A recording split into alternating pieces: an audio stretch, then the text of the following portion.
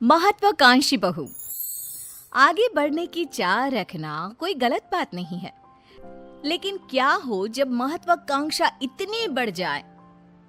बहू, ये नौकरी ही करती रहेगी या कुछ घर का काम भी करेगी?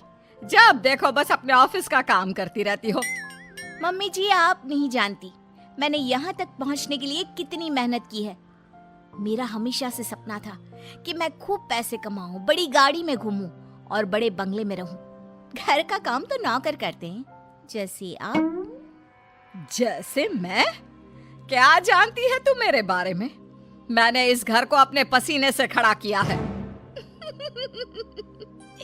घर पसीने से नहीं, पैसे से खड़ा होता है मम्मी जी, जो मैं कमा रही हूँ। समझी? लंबी गाड़ी, महंगे फोन और कपड़े, ये सब चाहिए मुझे। लेकिन बहू, अगर तुम नौकरी नहीं भी करोगी ना तो भी तुम्हें ये सब चीज मिल जाएगी। मेरा बेटा सब कुछ तो दे रहा है, कोई कम पैसे तो वो भी नहीं कमाता। उसकी कमाई देखकर ही तो फंसाया था तूने, याद है ना? वरना उसके लिए संस्कारी रिश्तों की कमी नहीं थी। संस्कारी भी फेल है सरकारी वाली के पीछे। मम्मी जी, ये सब तो मैं भी जानती हूँ, लेकिन मैं ये सब अपने कमाए पैसों से चाहती हूँ, ना कि अपने पति के पैसे। और मैं भी ऑफिस जाना चाहती हूँ, काम करना चाहती हूँ। मैं भी चाहती हूँ कि लोग मेरे आगे पीछे मैम मैम करके घूमें और मैं उनको बॉस बनकर ऑर्डर दूं। You know, work like a man. Like a man? अरे लाइक अ मैन बनने के चक्कर में बहू वुमन भी ना रह जाओ। अरे क्यों बहू, मैं जानती हूँ तू बहुत महत्वाकांक्षी है, लेकिन तू अपने सपनों के लिए अपने परिवार को भूल जाएगी क्या? और अगर आगे बढ़ने की इतनी ही चाह थी तो शादी क्यों की? बस कीजिए मम्मी जी, बहुत थक गई हूँ मैं, मुझे आराम करना है। और मेरा खाना प्लीज मुझे मेरे कमरे में ही दे देना, मैं वहीं खाऊंगी। ये कहकर बहू चली जाती है अपने कमरे में। अगले दिन, मम्मी, टीचर ने आपको स्कूल में बुलाया है। मुझे? लेकिन क्यों, क्या हो गया? वक्त नहीं है मेरे पास। वैसे हुआ क्या है? फीस तो मैं समय से दे रही हूँ, और क्या चाहिए इन स्कूल वालों को? मम्मी, इस बार मेरे एग्जाम्स में नंबर कम आए तो मैम आपसे मिलना चाहती है। नंबर कम आए हैं तो और पैसे ले लें। क्या है ये, वक्त खराब करते रहते हैं। नंबर कम आए हैं? अरे तभी तो मैं तुझे बोलती रहती हूँ पढ़ ले, और तू है कि पूरा दिन बस वीडियो गेम।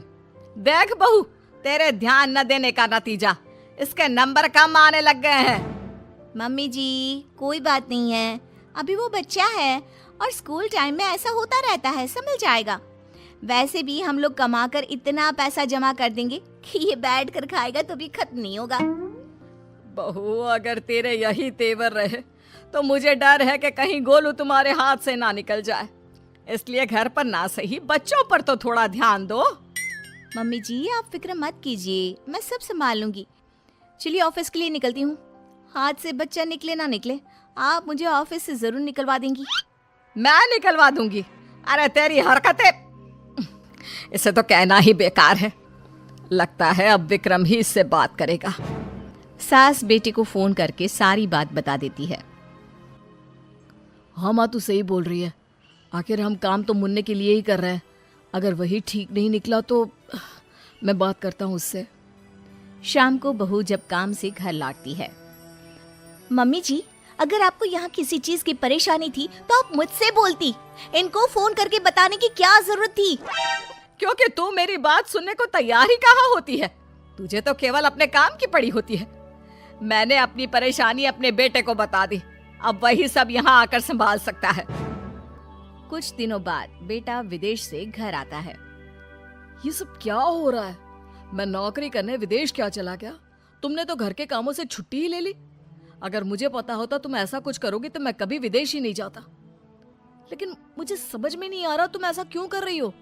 तुम घर पर ध्यान क्यों नहीं दे रही? घर के कामों पर क्या ध्यान देना, उनके लिए मम्मी जी है ना।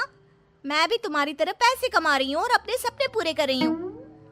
मैं पैसे अपने सपने पूरे करने के लिए नहीं, हम सबके लिए कमाता हूँ, ताकि तुम सब बढ़िया से रहो, तुम्हें किसी चीज की दिक्कत ना हो। और वैसे भी हमें तुम्हारे जॉब करने से कोई प्रॉब्लम नहीं है।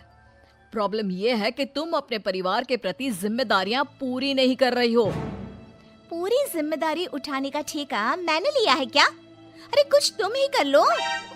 ऐसा है तो ठीक है माँ, मैं घर के कामों के लिए नौकर रख रहा हूँ और गोलू की पढ़ाई वगैरह मैं सब खुद देख लूंगा। अगले दिन से घर का सारा काम नौकरानी संभाल लेती है और कभी कभी तो वो सास की देखभाल भी करती है। तूने एकदम सही लड़की को काम पर रखा है।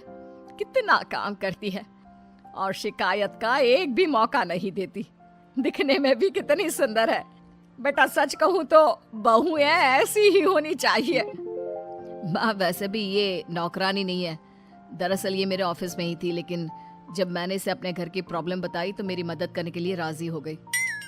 दूसरों के लिए सोचती भी कितना है।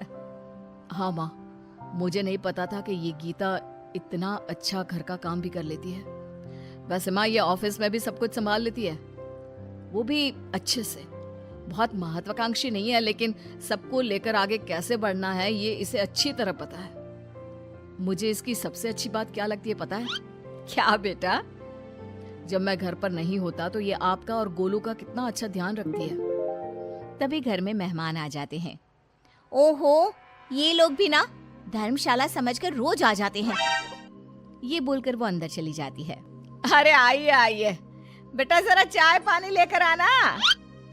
तभी गीता सुंदर सी साड़ी में अच्छे से चाय पानी लाकर टेबल पर रख देती है।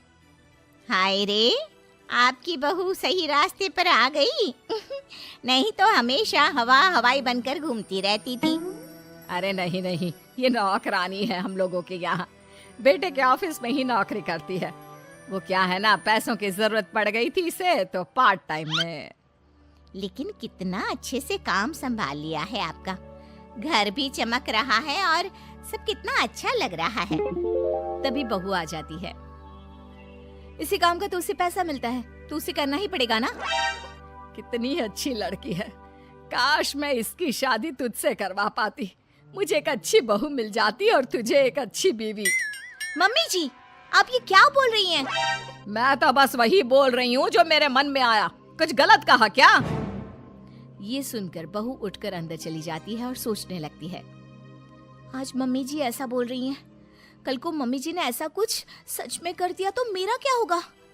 वैसे भी मम्मी जी मेरे से परेशान रहती हैं और मम्मी जी ने इनको दूसरी शादी के लिए मना लिया तो नहीं, मैं ऐसा कुछ नहीं होने दूंगी।